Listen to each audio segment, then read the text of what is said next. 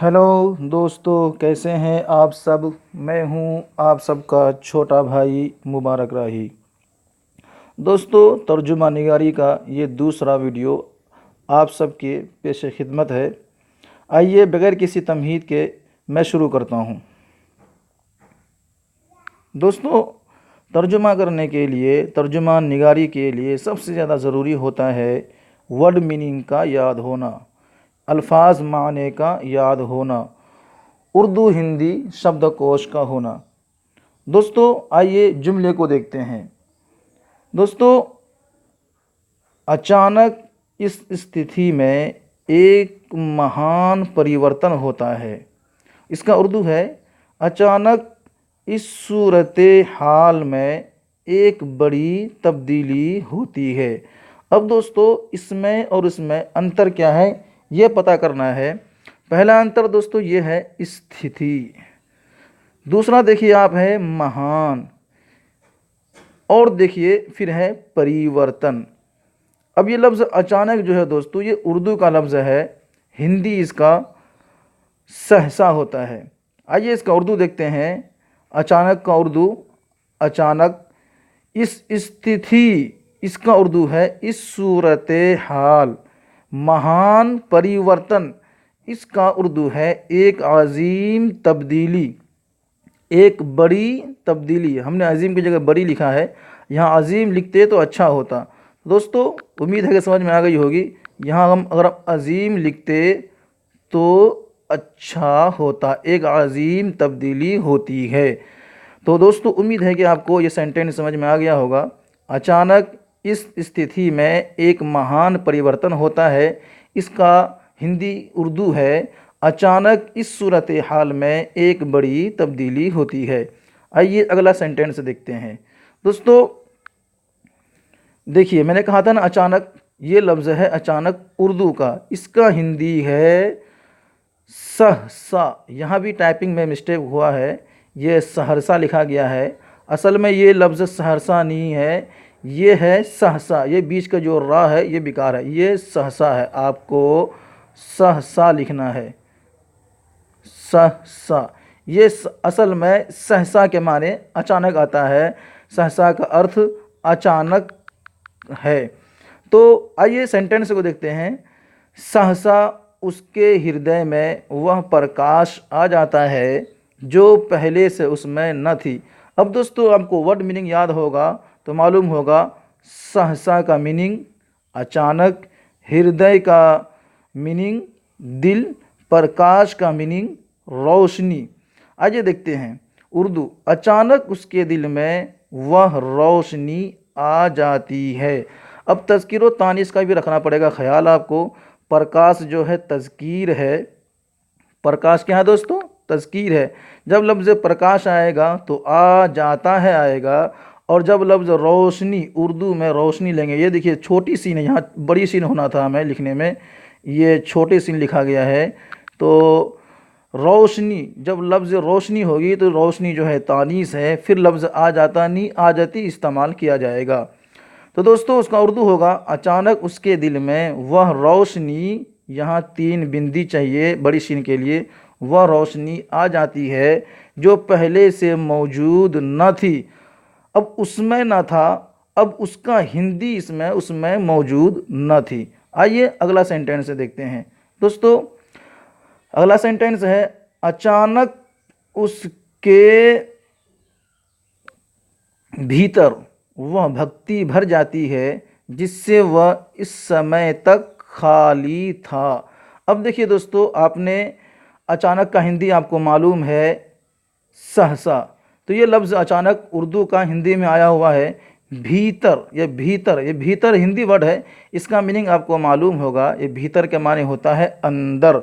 ये है भक्ति, हिंदी लफ्ज़ भक्ति का मीनिंग होता है अक़ीदत। तो दोस्तों, जब आपको वर्ड मीनिंग याद होगा तो बनाना आपके लिए बहुत आसान होगा। आइए उसका उर्दू देखते हैं। अचानक उसके अंदर वह अक़ीदत दाखिल हो जाती है जिससे वह उस वक्त खाली था। अब देखिए दोस्तों, ये भर जाती, ये लिखा ना भक्ति भर जाती, इस भर के मतलब है दाखिल होना, ये जुमले के मिलाने के हिसाब से देखते हैं कौन सा लाइन कहाँ सूटेबल है। अब देखिए यहाँ पे क्या है, भीतर वह शक्ति भर जाती है, और यहाँ पे लफ्ज़ दाखिल, ये भक्ति भी तानीस है, तो लफ्ज़ दाखिल भी तानीस है। तो अचानक उसके अंदर वह अक़ीदत दाखिल हो जाती है जिससे वह इस वक्त खाली था। आइए देखते हैं दूसरा सेंटेंस। दोस्तों इसमें गलती भी हो सकती है, जल्दीबाजी में वक्त नहीं मिलता, बहुत टाइम निकाल कर आपके लिए चीज़ें बनानी पड़ती है। अगर कोई गलती हो, मिस्टेक हो तो कमेंट करके बताएं, हमारे व्हाट्सएप ग्रुप में ज्वाइन होकर के हमारे ग्रुप में आकर बताएं, टेलीग्राम में ज्वाइन होकर के आप हमें टेलीग्राम में आकर के बताएं, और जो भी खामियां हो उन्हें बताने की कोशिश करें और हमारी इस्लाह करें। आइए देखते हैं अगला सेंटेंस। वह गुफा के एकांत से निकल आता है और अपने जाति वालों के पास आता है। अब दोस्तों इसकी उर्दू देखने से पहले आपको ध्यान देना पड़ेगा, गुफा ये ऐसा वर्ड है जो आप जिसका मीनिंग आपको मालूम नहीं है, पहले उसका ध्यान दें। गुफा के माने होता है उर्दू में गार। उसके बाद एकांत, एकांत माने उर्दू में होता है तन्हा, अकेला, और इसका माने होता है खलवत। 3-4 मानों में इस्तेमाल होता है, मुतरादिफ अल्फाज जो हैं वह इस्तेमाल होते हैं। तो एकांत के माने यहाँ पे खलवत लिया गया है, आप तन्हा भी लिख सकते हैं, अकेला भी लिख सकते हैं। एकांत से निकल आता है, अब निकल ये हिंदी लफ्ज़ है, इसका उर्दू होता है बाहर। अब ये निकल का तो यहाँ भी निकल ही सेंटेंस बन गया है, आप यहाँ बाहर भी लिख सकते हैं। और अपने ज़ाति वालों के पास आता है, अब लफ्ज़ है ज़ाति।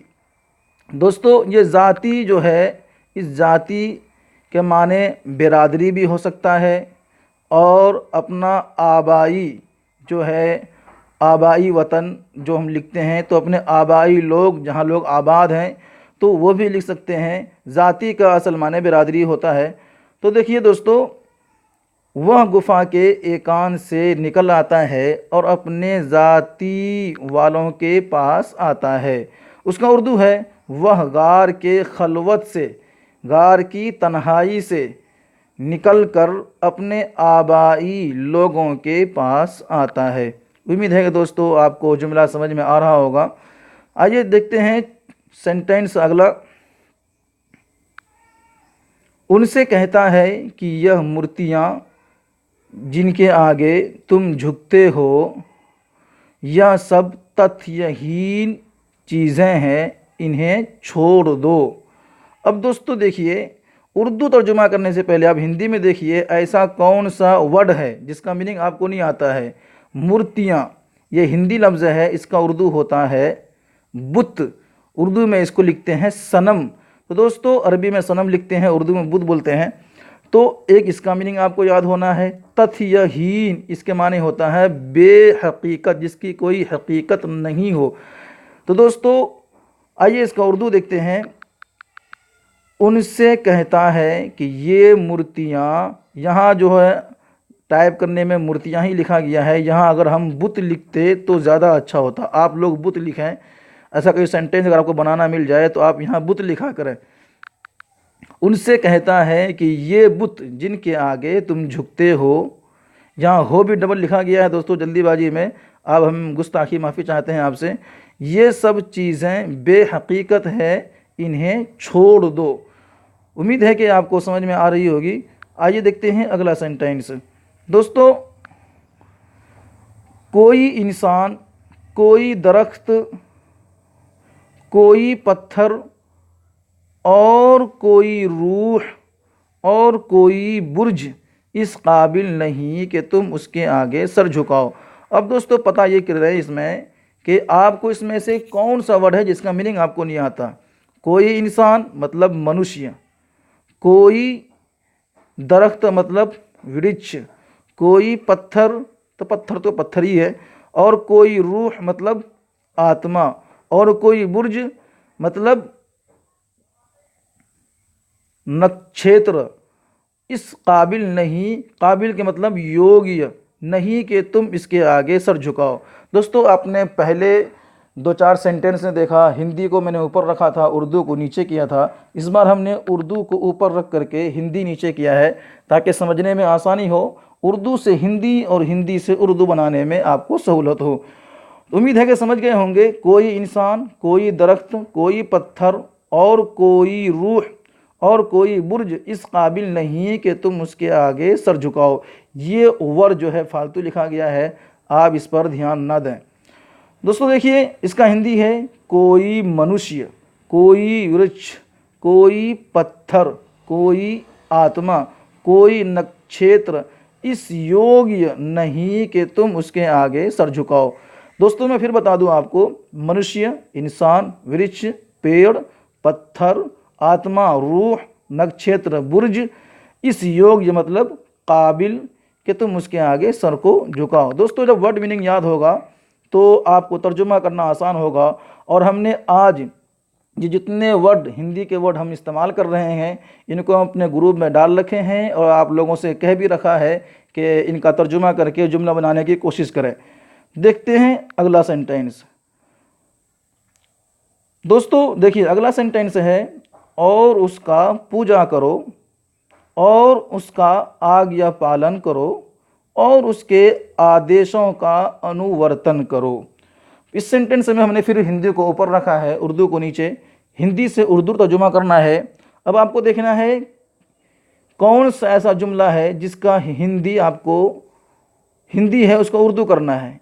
लफ्ज़ है पूजा, उसके बाद लफ्ज़ है आज्ञा पालन, फिर उसके बाद लफ्ज़ है अनुवर्तन और है आदेश। अब दोस्तों ध्यान हमें देना पड़ता है, अगर हमें जुमला या अल्फाज याद हो तो बनाना हमारे लिए आसान है। पूजा यानी कि इबादत, आज्ञा पालन मतलब इताअत, और आदेश बोलते हैं हुक्म, आदेशों मतलब अहकाम, अनुवर्तन मतलब पैरवी। आइए देखते हैं इसका उर्दू क्या होता है।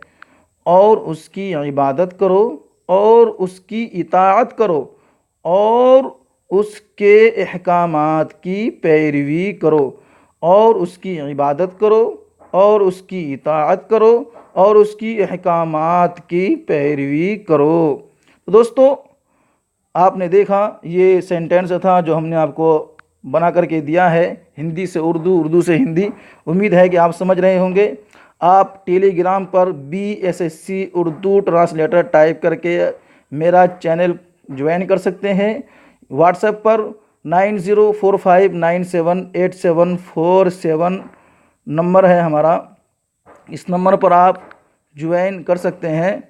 और इसी तरह से मैं अपना नंबर दे दूँ आपको, 9045978747।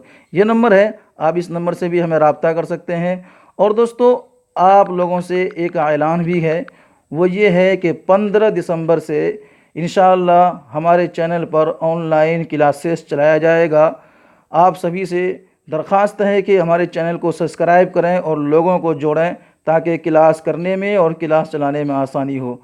दोस्तों आज तक के लिए इतना ही, इजाज़त दीजिए। इंशाअल्लाह मैं दूसरा वीडियो लेकर बहुत जल्दी हाजिर होऊंगा।